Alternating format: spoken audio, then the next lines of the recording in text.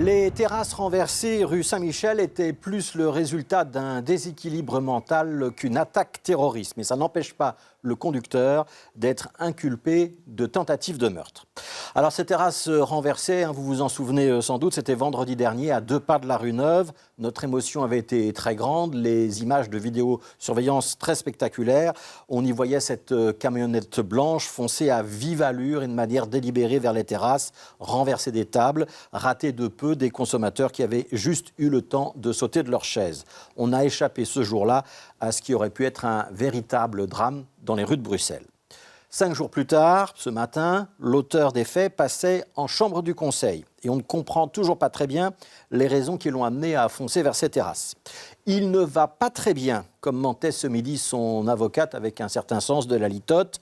Il ne va pas très bien, les faits ne sont pas clairs, mais il coopère avec la justice. Et effectivement, des examens psychologiques ont donc été ordonnés. En attendant le résultat de cette expertise, il est intéressant de noter la qualification qui a été retenue par la justice. On parle à ce stade d'une tentative de meurtre. Meurtre, pour la justice, ça signifie qu'il n'y a pas eu de préméditation, à la différence de l'assassinat. Cette qualification écarte donc la thèse de l'attentat, de l'attaque coordonnée ou préparée. Malgré tout, un meurtre signifie qu'on a eu l'intention de tuer. L'auteur encourt de 20 à 30 ans de prison. Et l'arme du crime ici, c'est bien la camionnette, une arme par assimilation qui a été utilisée dans le but de commettre un homicide. Alors vendredi dernier, dans cette chronique, j'avais souligné le fait que faire circuler des poids lourds dans des rues censées être réservées aux piétons n'était pas sans risque. Je me suis attiré les foudres de quelques internautes qui m'ont accusé sur les réseaux sociaux de faire du bashing anti-voiture. Je note que les commerçants eux-mêmes ont fait part de la même inquiétude et que la ville de Bruxelles a annoncé réfléchir à l'installation de bornes rétractables dans la rue Saint-Michel, comme il en existe dans d'autres rues du centre-ville, parce que c'est une lapalissade.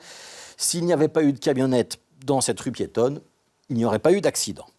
Partager le même espace entre des usagers faibles et des usagers et des véhicules lourds génère donc potentiellement du danger. Et aujourd'hui d'ailleurs, l'Institut Vias publie une nouvelle étude qui estime que le nombre de blessés graves est probablement beaucoup plus élevé que ce qu'on pensait, 4 fois plus élevé que ce qu'on pensait ces dernières années, que ce qu'ont enregistré en tout cas les constats des agents de police.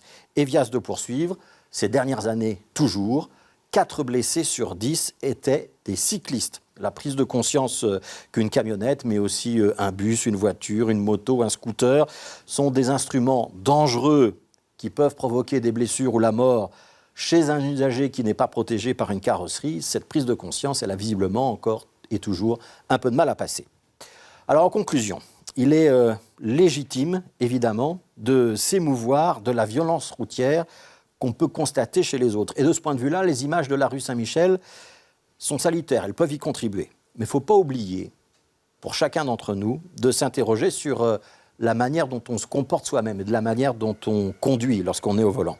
Et cette interrogation, elle concerne aussi les cyclistes et les trottinettistes qui, face à un piéton, ils ne doivent pas l'oublier, se retrouvent dans le rôle de l'usager fort.